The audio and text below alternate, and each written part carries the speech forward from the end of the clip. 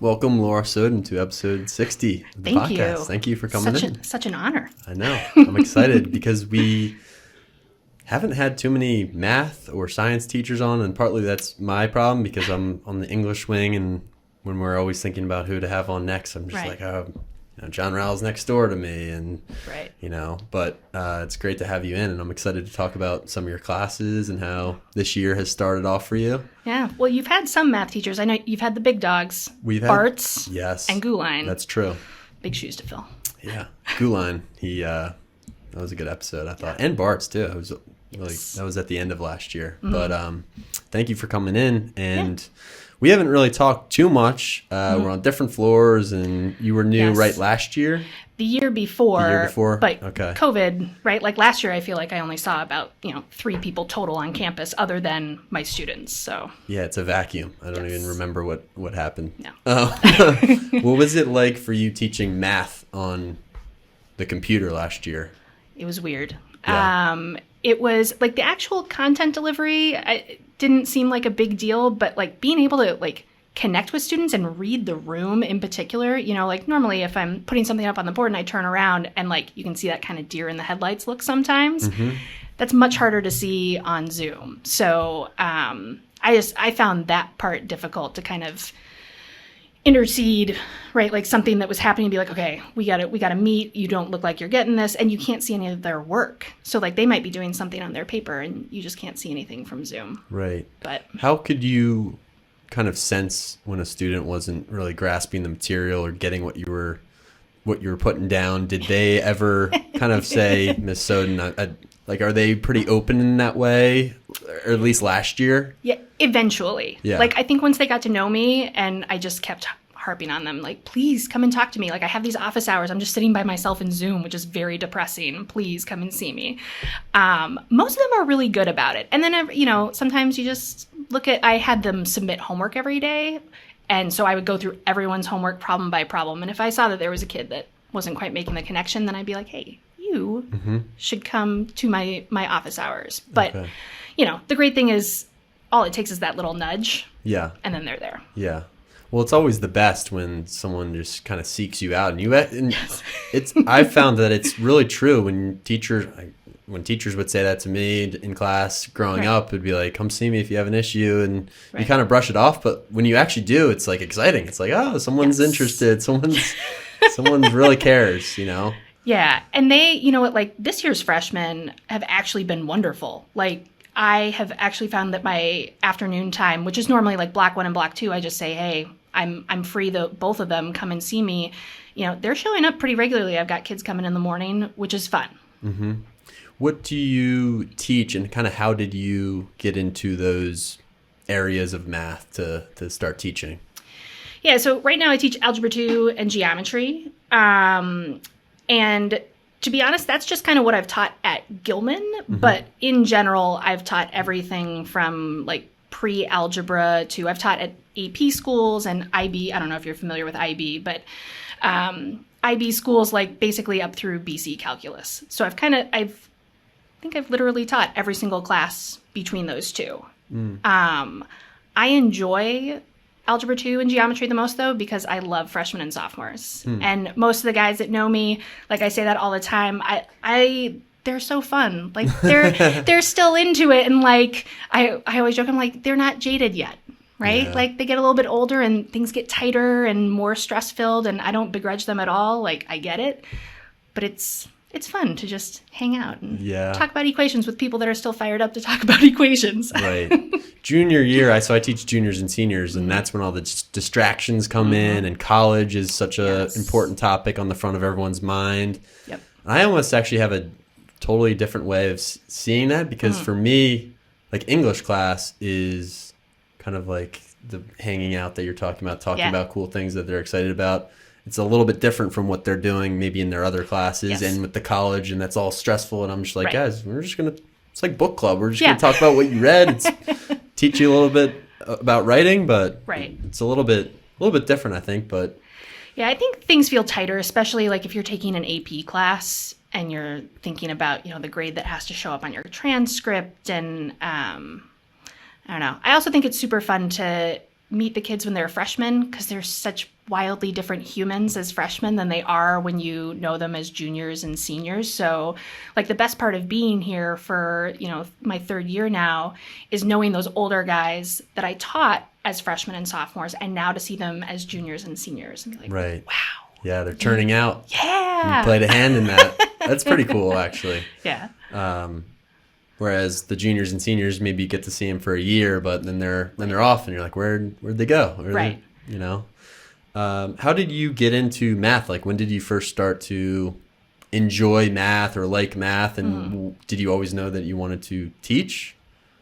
Yeah, I always, I would say that I was a kid who enjoyed school. Like, I liked being with my friends. I liked my teachers. I played sports. Like, it was fun for the most part to go to school. And I went to a very small high school. I only graduated with 42 kids. Oh, wow.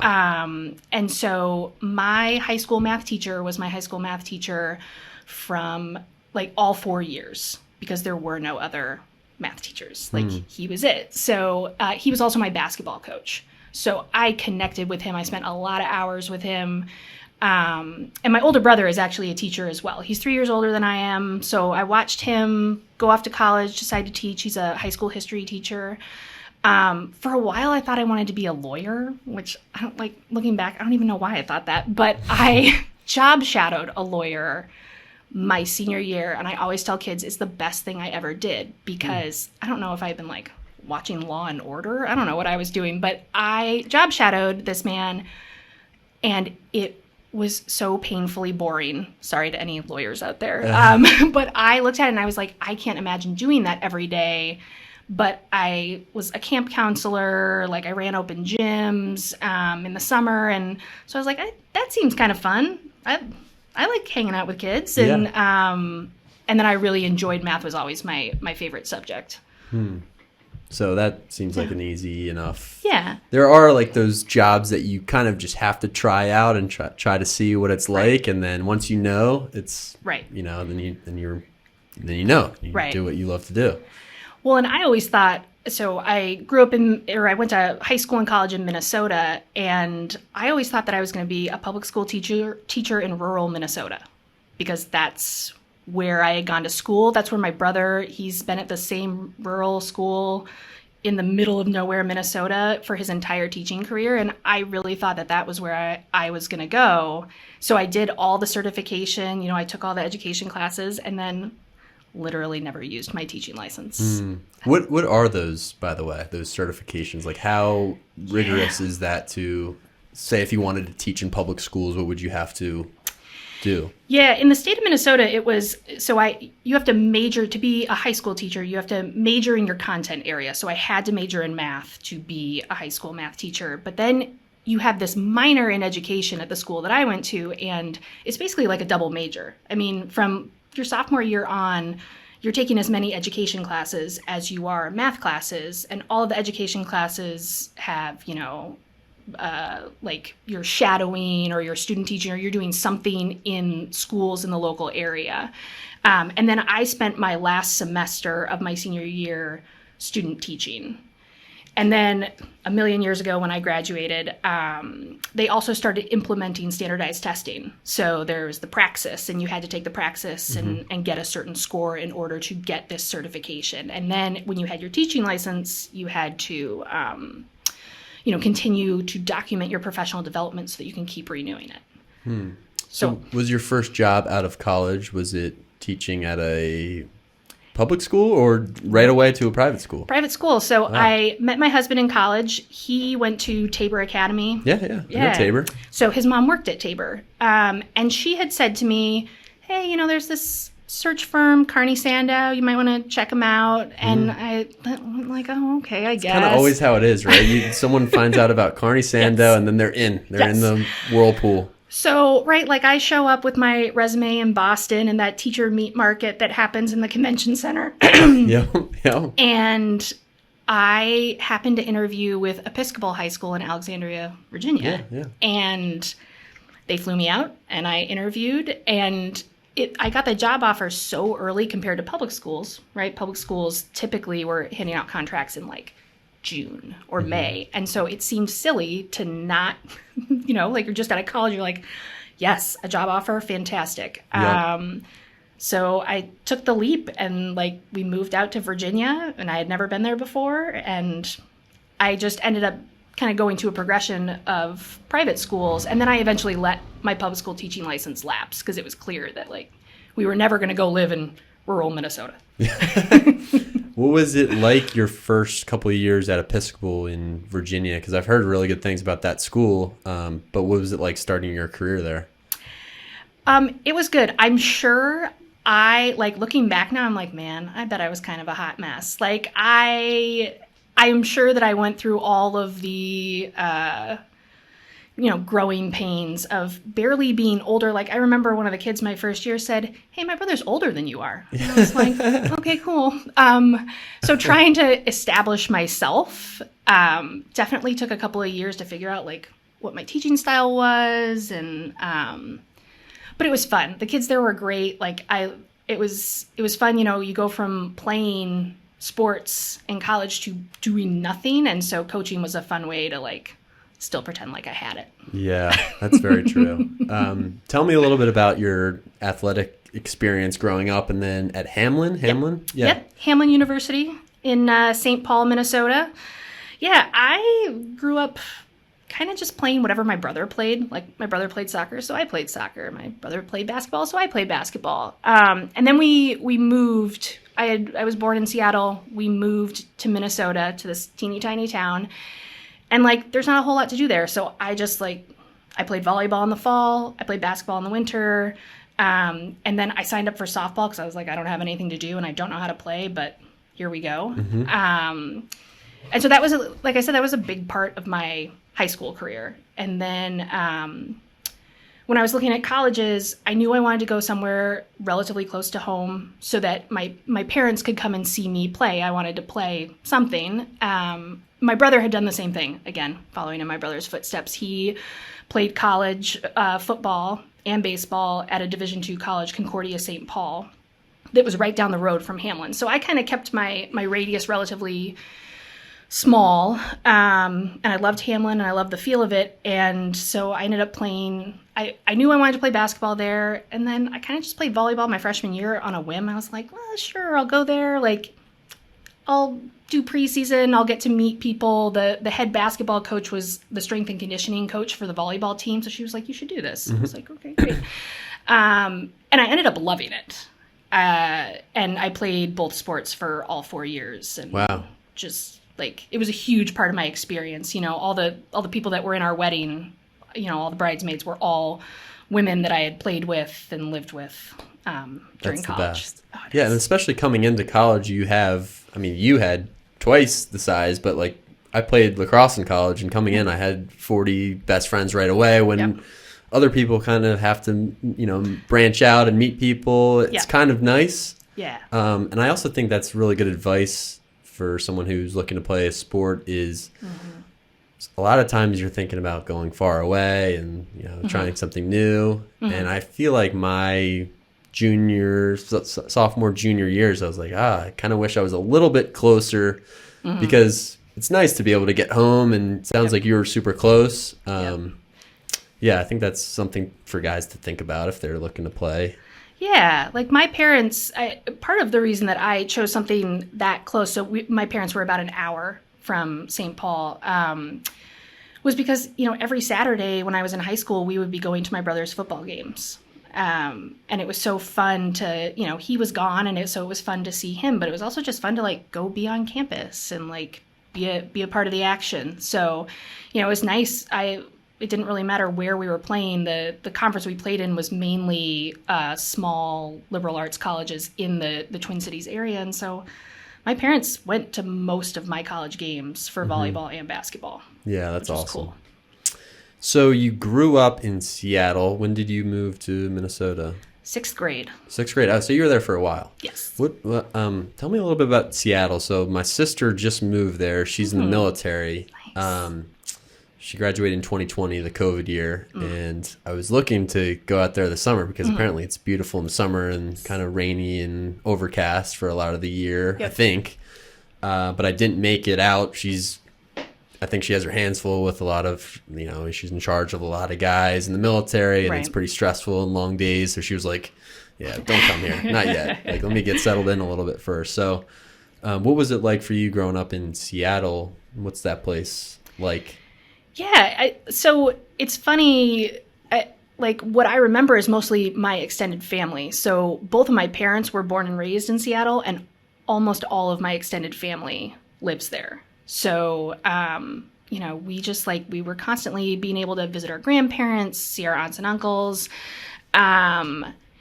And there was there were a lot of fun things to do. Like, our family had, a cabin up, you could take the ferry at Edmonds and go across, and there were all of these, fun beaches to go to and lots of outdoorsy things to do. I'm not outdoorsy, disclaimer, but. Wow, surprising. Oh my gosh, no. From Seattle and lived in Minnesota and not outdoorsy. No. I love indoor plumbing. I love heat. When I first met my husband, I told him, I was like, look, if you like to camp, that's cool. You should go camping, but you shouldn't take me with, because I know I will not make it a more enjoyable experience. Like, oh my gosh.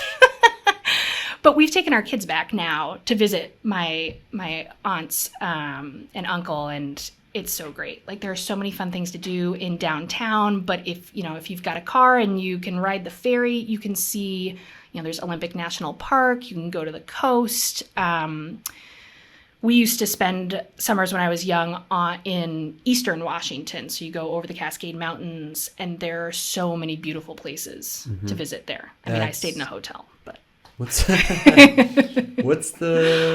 city that way, eastern Washington? Kind of the so there's Pullman is where, like, Washington State is, and now I'm blanking on the other one. Yeah, I'm thinking of another one out there. But that's kind of what I was mapping out, because, you see Seattle, you go around Seattle, but I feel like all of those surrounding areas, if you're outdoorsy, are kind of where you want to explore. Yeah. Like the lakes and the hikes and the mountains. And yes. And you don't even have to go as far as eastern Washington. I mean, if you go west of Seattle, and like I said, there are a couple of ferries that you can take over, there are some beautiful spots there. And then how about Minnesota and St. Paul? What was your time there like, and your experience at Hamline? Yeah, it was, I'll be honest, there was a fair amount of culture shock going from Seattle, where we lived in the city, to, my parents, the house that they lived in, they actually just sold it 2 years ago, was literally in the middle of a cornfield. It was like a plot of grass. Like, we showed up there, I'm in 6th grade, and I was like, guys, what are we doing? Well, that's a tough time to move, 6th grade. Yes. Because we were just talking, you have a daughter who's in 6th grade, my sister's in 6th grade. It's kind of like heat of the heat of your life. You kind of feel like it is middle school. And you don't know who you are. Nobody knows who they are, but everybody's super self-conscious about it. Yes. And going to a school where it's 42 kids who have all known each other since they were in kindergarten. It was like the record scratched, when I showed up the first day, and they were like, who is this? Yeah. But it ended up being wonderful. Like, as tough as that first year was to get to know kids and to figure out what was going on, it was really good. I met really great people, and I think that small school experience definitely shaped the type of college that I was looking for. I wanted that same experience where people knew my name, I knew their name, and I wasn't sort of one of, 40,000 undergrads. That sounds super overwhelming. Right. And where I felt like if I wanted to go ask a professor for help, like, they had office hours and they knew my name and I could go in there and ask. So I loved it. And I loved, being in St. Paul. It's kind of fun because you've got lots of different colleges there. So, like, I didn't go to the University of Minnesota, but my husband did. So, like, we would go, going to football games and volleyball games and being able to be a part of that sort of bigger college scene. Like, I got the best of both worlds. I got to have my small college experience, but then I got to go have some fun with the big boys. Oh, yeah. You said growing up you always loved school and you liked math. Were there certain teachers that you had at that small high school that you went to, small school that you went to, that influenced your love of math? Yeah, I mean, I think for 6th grade through 12th grade, I only had 2 teachers, and they were both great, and they were really great in different ways. I think that the common thread was that they both really seemed to like kids. You know, like I remember hanging out and talking with them, and it wasn't just, let's talk about the quadratic formula. It was like, hey, how was your game last night? How's your brother doing? They were just fun people to connect with. But, you know, I mean, math was my favorite. I'll be honest, though. We took shop and home ec. Those were also two of my favorite classes. Yeah, like, shop. Woodshop. Oh, woodshop. Yeah. And it was required for 7th, 8th, and 9th graders. So for 3 semesters, we took shop and then we took home ec. Wow. So you learned to sew, you learned to cook, Mm-hmm. you learned how to use a drill, and it was awesome. Yeah, life skills. Yes. And I think those types of classes, and this is just really from me observing Carl Connolly's art class, or those those classes where you're kind of left on your own to work on your individual projects, are super healthy for just your well-being growing up. Like my first couple of years here, and I wish I can get back into this, I would go into Carl Connolly's art room and just set up an easel and like as a break in your day while you're still being creative and still using your mind in a different way. It feels so healthy. Sure. Yeah. And the thing that I love, whenever I remember the first time I said that shop was like probably my most useful class, and my dad was like, what are you talking about? And I said, look, I happen to solve equations, but like as a living, but in terms of skills that I actually get to use and like use my hands, and like that class was definitely my favorite. And the guy who taught it, he was our football coach. Like he was just a super kind guy who was very aware of like stereotypes with women. And so he would be like, no, I don't care who you are. Like you need to know how to use this, and you can do it. And it was really great. The other class I think that is so cool at Gilman, right? Like you're talking about the art classes. I'm going to put a shout out for Coach Bartz's financial math class. Yep. That class where like they learn about mortgages and how to like keep their finances straight and what's a good financial strategy. I really wish that they had offered that at my high school. Yeah, that's true. And I actually haven't heard too much about that class, but that's awesome. Yeah. I took an accounting class in high school, and I always remember it was a great teacher and just kind of taught me some of those real world skills that usually you don't have classes like that in high school. Yeah, they were the other day they were talking about like buying a house. I really wish I had taken that class because I mean when we bought our first house, like we had no idea what we were doing. And I think a lot of people, at least like in my generation, like the things that we learned about money is what we learned from our parents. Mm-hmm. So whatever financial strategy your parents had, that's what you sort of end up with, and that has varying levels of success. That's awesome. Yeah, that's super important to have a class like that. Yeah. And that's the math elective for seniors? Yes. Yeah. Yes. So all of you Greyhounds out there, take Coach Bartz's class. It's the best. Yeah. What was it like for you kind of coming to Gilman 3 years ago? So I guess that was 2019 to 20. So you got cut off halfway through that was March, I guess towards the end. But when you first came here, what were your impressions of the place? And I know you have some family connections with Gilman. Yeah. So for all your listeners out there, my husband taught here. It was actually his very first teaching job. So we left Alexandria to come to Baltimore when he decided that he wanted to teach. And so he taught there, and while he was there, my sister-in-law, Emily Auerswald, was the librarian, and her husband was the hockey coach. And so I, during the time that we lived in Baltimore, had actually spent a fair amount of time on Gilman's campus. And I taught at Mount St. Joe. So I came here as well when I was coaching. And, coming here as a teacher, it kind of was what I thought it would be. And it was what I thought it would be when I interviewed. Like, my husband has very fond memories of teaching here. Like, he taught freshman and sophomore English, coached hockey, and loved it. And, just talked about how great the boys were and how fun it was to be in class. And that has been my experience the entire time. Like, I always tell the boys at the beginning of the year, I love what I do. I like coming to work each day. Like, you guys are fun. Yeah. Even when you're a little squirrely, right? Like, you're fun. That's awesome. So you kind of expected everything. There were really no surprises. You had been here before and you were familiar with the area. And I had taught all boys and I had coached boys before. So I don't know.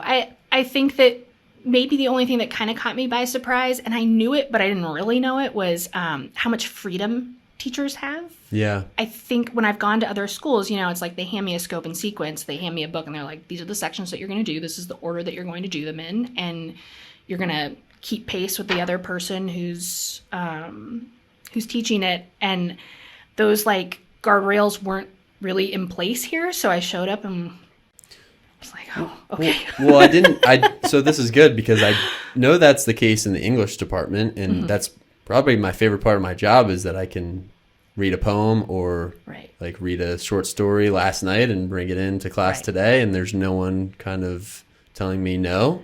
Right. But is it similar in the math department, where in math I feel like you kind of have to keep on a certain track and meet this bar by December, but no. Yeah, so the idea is that like if you and I are both teaching Algebra 2, we should give like exams, whether they're midterms or final exams, I think it's like 80% the same. So we should, in theory, be, checking in with one another and making sure that we're covering, that we've got the same plan approximately for a semester. I was just used to a lot more structure. And so, like they gave us a book. I still remember the first couple of weeks, like I got this geometry book. Okay, cool. I'm going to open it up. I'm going to start. We're going to start in chapter 1. And Dallas Jacobs walked by my room and we were talking later and he said, oh yeah, I heard you were teaching chapter 2. I just skipped right over that. And I was like, wait, what? So there are those moments where it was a good moment because I needed to just relax and figure out like, what are the big ideas, like in geometry? What are the big ideas?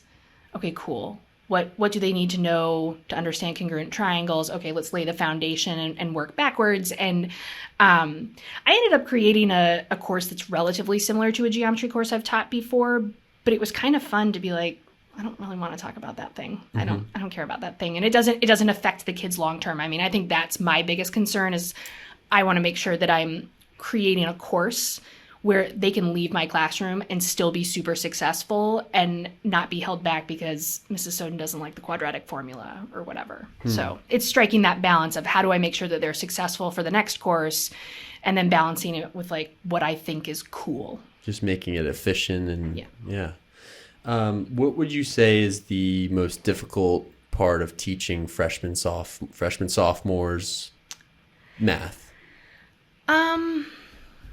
I think it's remembering that they don't know what they don't know. I think sometimes after you've been teaching the same group of or age group for so many years, like if you've taught it for 10 years, you may have explained this concept 10 times, but that freshman who's coming in the next year, they've heard it 0 times. Right. And so continuing to just have patience and remember that, that freshman that cannot, like, it's got too many balls in the air and like cannot keep it together, he'll get there eventually, and you just have to be patient and keep reminding him what the expectations are. Stephanie Dennis actually used a phrase that like is constantly in my head. She used it earlier this year in a faculty meeting. She said, you need to define and remind. So defining the expectations and then continuing to remind them that like, this is what we need to do. I get that you forgot. I get that you didn't have what you needed. Okay, cool. Let's move forward. But this is what we need to do.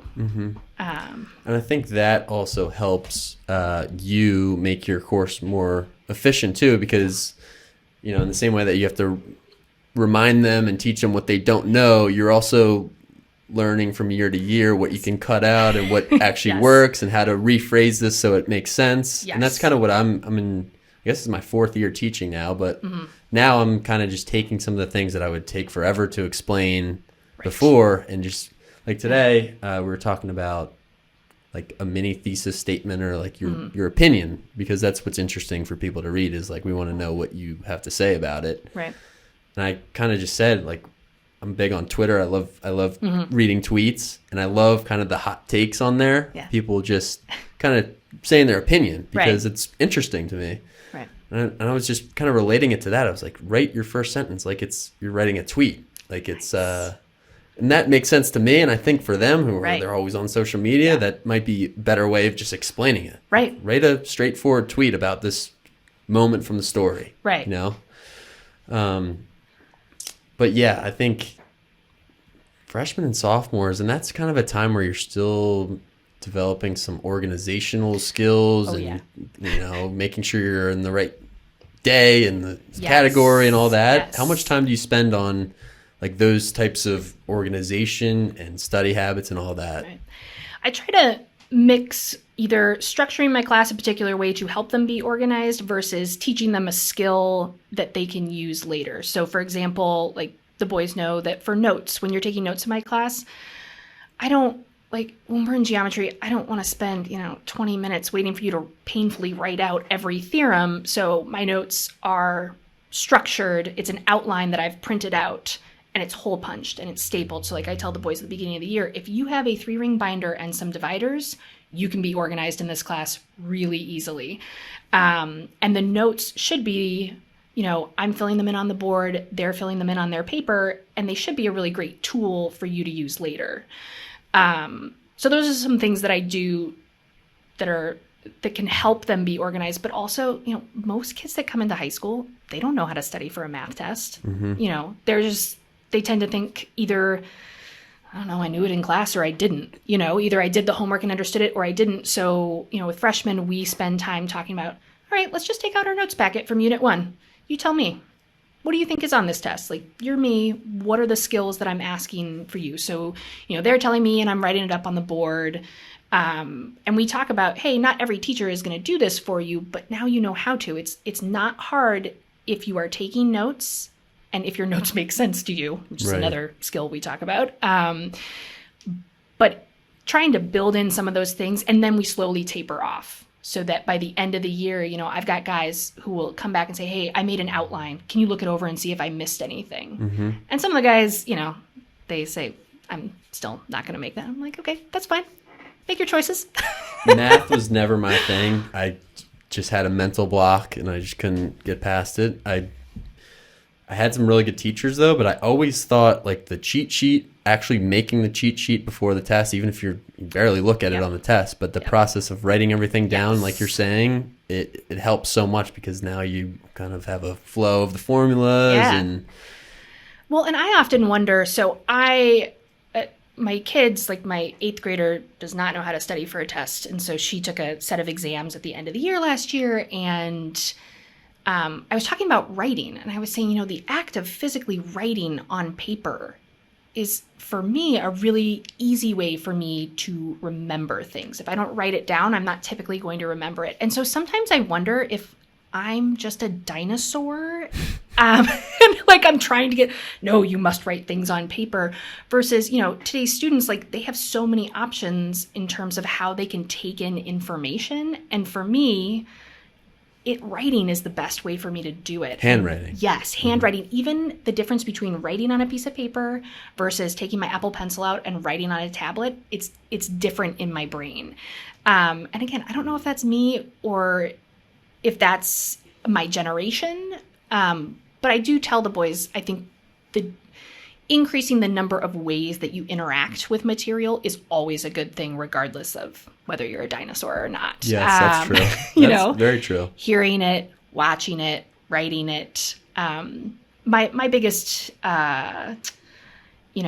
tip for them, in order to study for math, you have to do math. Like I can look at someone else's beautiful solution and be like, yes, that is fantastic. But that doesn't mean that I can replicate it on my own should I be given a similar prompt. Yeah. So that's the biggest thing that I have for them. Like, look, I'll make a review packet, like sit down and do some problems. If you can do that, you'll probably be all right.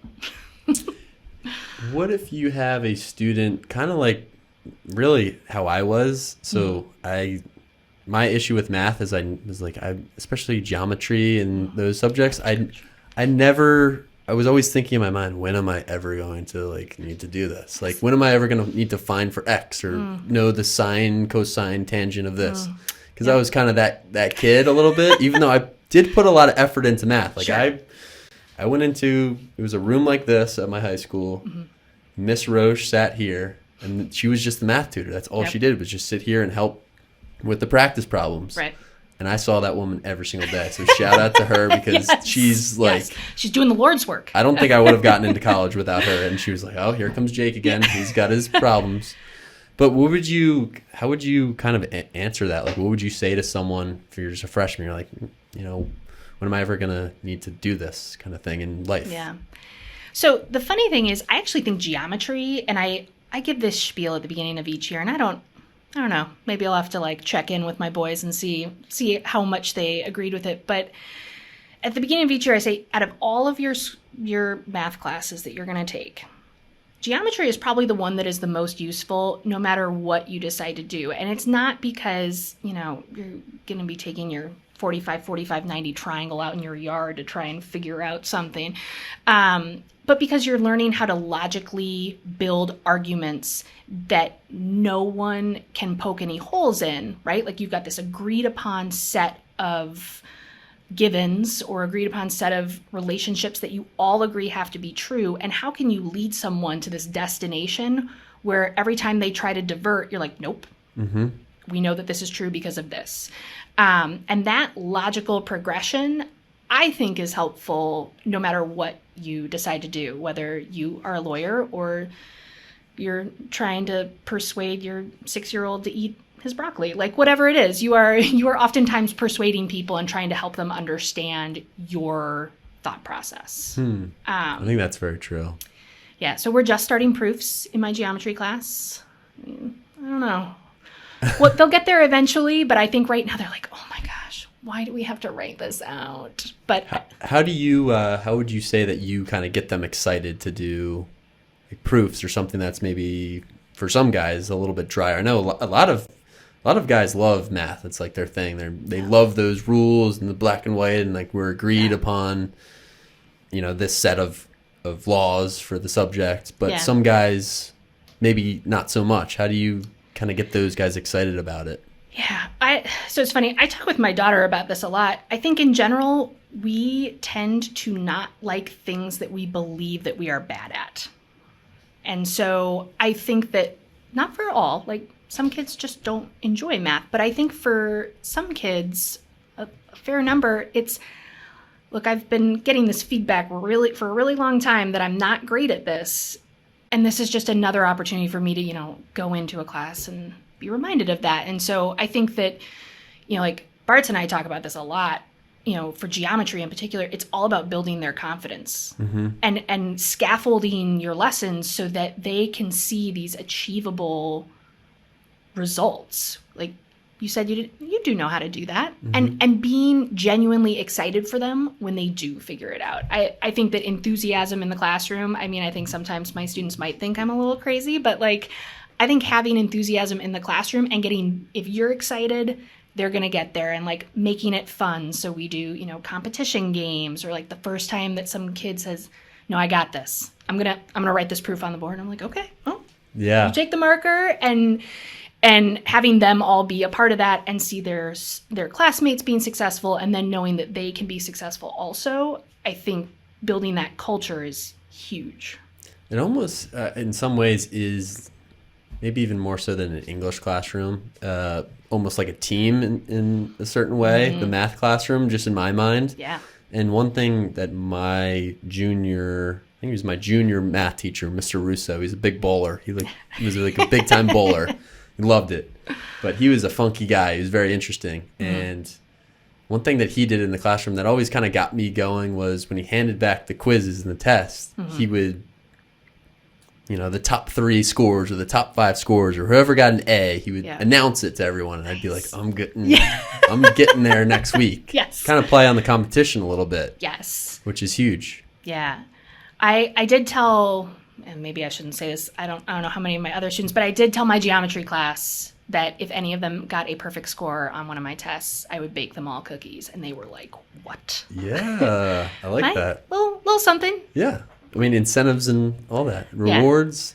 Yeah. That's real world. But it makes it fun. And I think that's the biggest thing. If kids are coming to class and they're having fun while they're learning, they're bound to have a better experience. So tell me a little bit about kind of your coaching style and what you like most about coaching here at Gilman. You said volleyball. Yeah, I was coaching volleyball last year. I'll be doing middle school volleyball this year. Okay. And then I'm coaching fresh soft basketball. What's that part of your day like, the coaching part? Fun. Yeah. Again, it's that freshman, sophomore group. But, they're a fun mix of, they're athletes who are typically like pretty competitive. They want to win. Basketball may or may not be their favorite sport or their big sport. But they're there to compete. I mean, last year was a weird year, and so we didn't really have fresh soft. But the year before, I was with Matt Baum, and it was awesome. Like we had a big group of guys. They were all pretty different, but it was fun to have them in the gym together. Yeah, a little wild, a little squirrely sometimes, but that's what made it fun. Get the energy out. Yeah. And I don't know. I don't know. You're a young coach. When I was a younger coach, I think I focused a lot on X's and O's. That was like I was coming out of this really competitive atmosphere where, as a basketball player, you need to know the playbook inside out, and you're going to get yelled at if you're not doing this. But I think that my coaching philosophy has changed as I've gotten older, and I think X's and O's are still fun.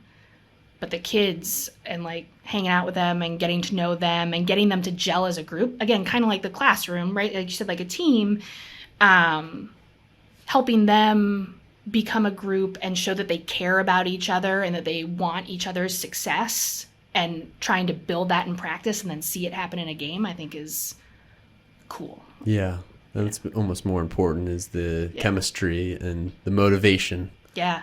Which is why, I think, you asked what was surprising about Gilman. Perhaps this is one thing. When I had this idea of what a varsity head coach is at an all-boys school, I had a vision in my mind, and Coach Diego and Coach Bartz are the opposite of that. Yeah. In the best ways possible. They both care about kids so much, and they know their stuff. And they're great coaches, and they're great teachers. And I think that's something that sometimes gets lost in higher level coaching, is being a teacher. That's the most true thing ever. Yeah. Because, and people are surprised about this, but when you go to college, you think, oh, these are the best coaches around, and they're at the college level, and they're D1, D3 coaches, and all that. And a lot of them aren't teachers, so they miss the whole kind of the relational aspect that we talk about every day at Gilman. And that, in my view, observing, all of the coaches here are they're teachers first, so that they get that, and they bring that to their coaching. And that's not really the case at the next level, which is shocking almost. Right. And Diego and Coach Bartz, they're coming down to the JV practices, to the fresh soft practices, and talking to guys and teaching them, pulling them out of a drill and, showing them a small change in their technique. And they're just as excited about teaching those small entry-level skills as they are about, showing the starting five some, new offensive set. So coaching with them has been wonderful. And I tell it to anyone who asks about, coaching as a woman coaching boys.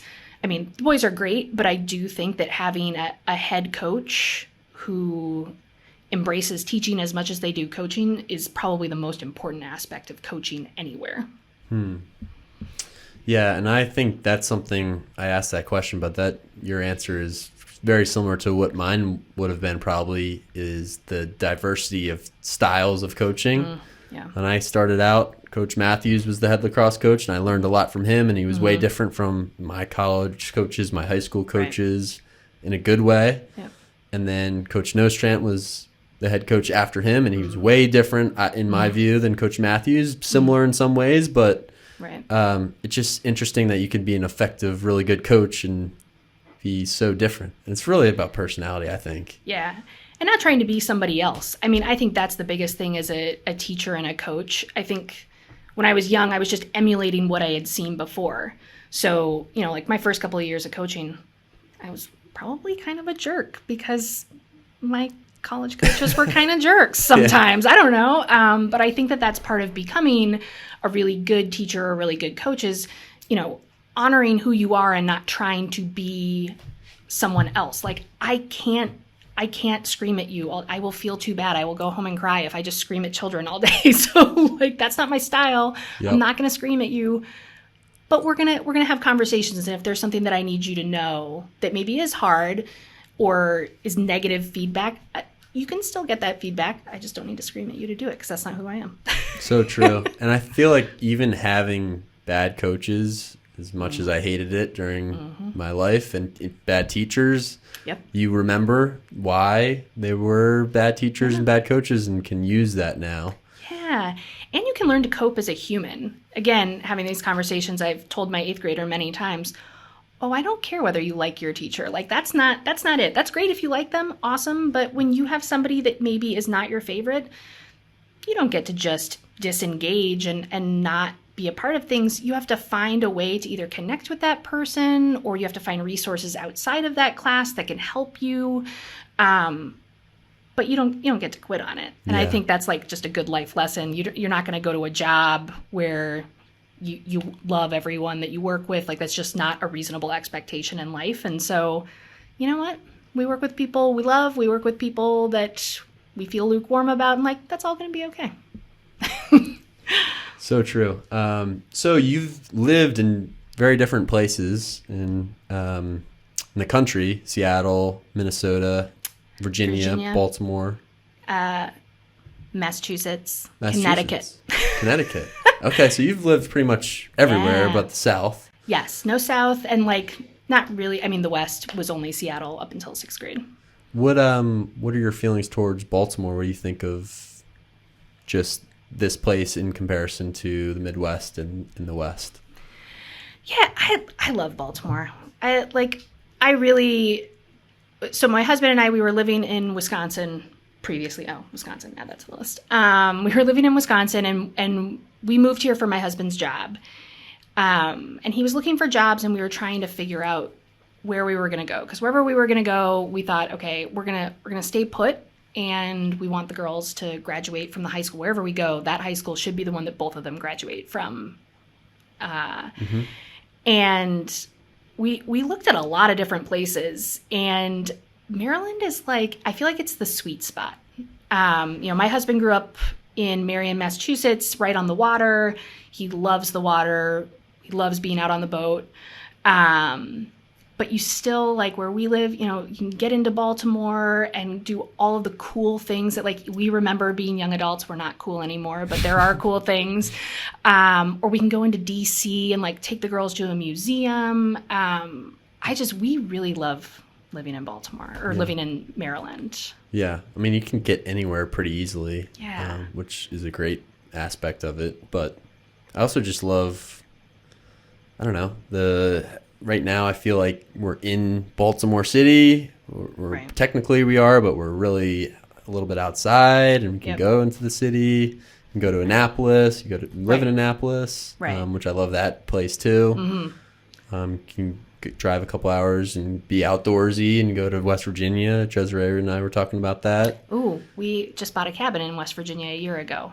Really? Love West Virginia. So you're turning outdoorsy is what you're saying. So I say cabin, and what I really mean is a house in the woods with internet. It's not like when I say cabin, sometimes people say, oh, like, wow, you're really roughing it. No, I am not. You're off the map. Yeah, I'm just, exactly. Like, I don't have to check my email if I don't want to out there. And like, it is in the middle of the woods, but let's be clear, it's part of a larger like resort community. And it has a golf course. So like we're not roughing it. That's not, is that mostly for the summertime, or? We try to get out on the weekends as much as possible. My daughter plays basketball and like a lot, and so that makes it difficult. And my husband's job, as he's the head of upper school at Severn School, and so he has stuff that he's doing on the weekends. But we try to get out as much as possible, even if we leave on a Friday evening and we wake up there on Saturday morning. It's amazing. How do you usually spend your summers? Like, what do you like to do in the summertime?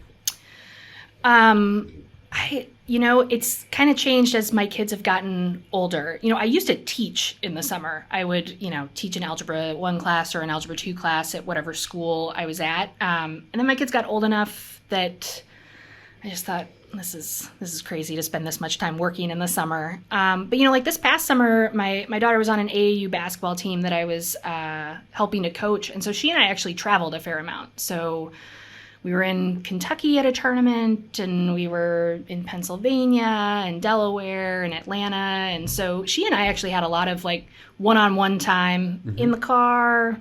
Sounds like she's pretty serious about basketball. She likes it. Yeah. And that's I don't know. That's as far as I would take it at this point, is she really likes it. She likes being in the gym. We are encouraging her to not put all of her eggs in the basketball basket. Like, it's great that she loves it now. But like, she's playing soccer right now. She's goalie, loves it, does track in the spring. But she just has fun with it right now and enjoys, like she'll go to soccer practice and come home, and then she'll say, hey, can I take the keys and go to the gym at Severn? And yeah, great, go shoot baskets. Oh, that's a perk living on campus. Yes. But I think fun, is what my husband and I are trying to preach to her at this point. Because as soon as she stops enjoying it or it feels like a job, she's going to get burnt out. And it's not going to be fun for the reasons it was to begin with. So. Yeah.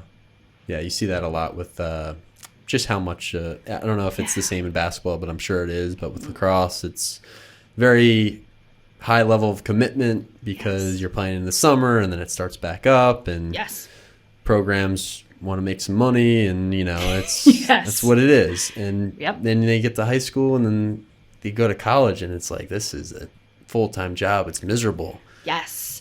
Well, and that's sort of interesting. She and I were actually just having this conversation because there's a big emphasis on, well, you gotta go D1, or you gotta get a scholarship, or you gotta play in college. And I just looked at her and said, you can just play because it's fun, and we could spend all this time, and as long as you're enjoying it, like at the end of your career, if you say to me, Mom, I don't want to play, like, cool. Yeah. That's fine. And you're going to get so much out of that anyway. Yeah. You don't have to have the D1 bumper sticker to... Yeah. And I think it's hard, as a parent, you are funneling a fair amount of cash into it. True. And so there's this feeling that you need some return on it. And so we've tried to be really clear with her that that's not the goal. Mm-hmm. The goal is simply for her to be a part of something that she enjoys, get to know other kids, make friends, learn how to be part of a bigger group, right? Learn how to, accept the role that she's given. And if she's not happy with it, to work toward it if she wants a change. And I think, right, like, that's the great part about sports. It's not that you play D1. It's that you try things, and sometimes things go well and sometimes things don't. And you learn a lot from the disappointments, and you learn how to pick yourself back up. The team aspect of it, and getting better at it, and working towards something. Yep. Yeah, so valuable. I think people sometimes think about college sports, if you haven't played a college sport, a little bit differently than how it actually is, at least in my experience. Yes.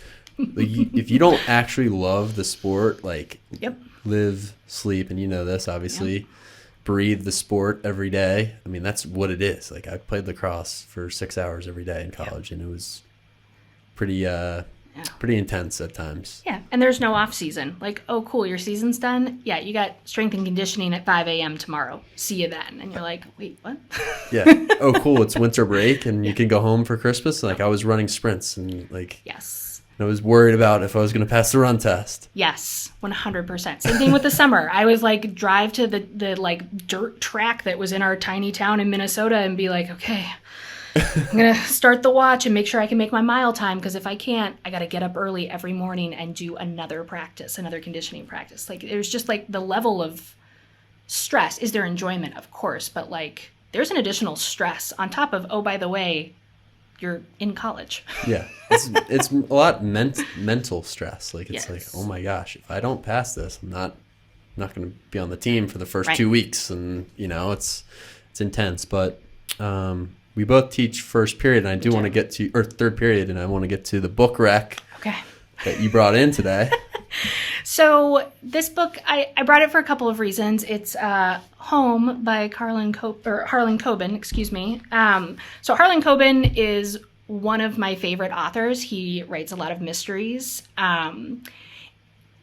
disclaimer, it is not like great literature. I just really like reading his books. And I brought it because I was not a big reader when I was in middle school, high school. Like, I read things because people made me, and I didn't enjoy it. And it took a long time for me to really enjoy reading. But I finally started enjoying reading when I realized that, like, I could read what I liked. I didn't need to read something because it was considered good literature or it needed to give me this particular message. Like, I finally realized, like, I really like mysteries. I love fiction. I don't like reading nonfiction. And I think that realization for me was really important, that, like, it wasn't about someone else's expectations. It was supposed to be an enjoyable activity, which I genuinely don't think I realized until I was in probably the end of college. Like, I can remember the first book that I ever picked up and read and could not put it down. Like, it was the only thing that I wanted to do was just read this book. And that was such a different experience for me as a reader. So I brought this book in part because I love Harlan Coben. All of you listeners out there, check him out. This is the end of a series of books about a guy named Myron Bolitar, who's a sports agent, a former college athlete, and his clients get him into some crazy situations. But he has other books that are not, I mean, he's probably got like 20 books. But the other reason that I brought this is because when my kids were young, we would take them to like Target and we'd say, okay, it's Christmas. What do you think Dad wants for Christmas? And so you let, a second grader walk around and be like, Dad wants a Star Wars t-shirt. And you'd be like, I don't know that Dad likes Star Wars. And she was like, nope, Yoda, let's make it happen. So when my younger daughter was in second grade, she picked out this book. I had never read a Harlan Coben book before. She just grabbed it off the shelf? She grabbed it off the shelf. Like, it's got, I don't know if it's because it has like two little children on it or what, but like she picked it off the shelf. And so when I opened it on Christmas morning, I was like, thank you, Caroline. This is so great. And my husband gave me this look like, I don't know. It's what she picked out for you. Wow. And so in the first like 20 pages, people are getting beat up. Someone's murdered. There's a prostitution ring. And I was like, what is happening? What did my daughter give me? Yes. Wow. But this is the last book in the series, which was also weird. But I loved it so much that I've read every other book in the series, and like, just that small, random, here's a book from your second grader about prostitution rings and murder. And it ended up being really great. And I've read them all, and my husband has read them as well and enjoys them. And so have my in-laws. So that's a perfect choice. It's got this, the mystery to it, and you've read all of them, and it's got a great story. I like it. Cool. Well, thank you for bringing that in. Harlan Coben. Harlan Coben, yes. Okay. Interesting. Check him out. We'll have to check him out. Well, Laura, thank you so much for coming on the podcast today. It was a great conversation. Learned a lot more about you. I hope I didn't throw you any curveball questions, but I was very good. Yeah. So thank you. Thanks so much. This was fun. Awesome.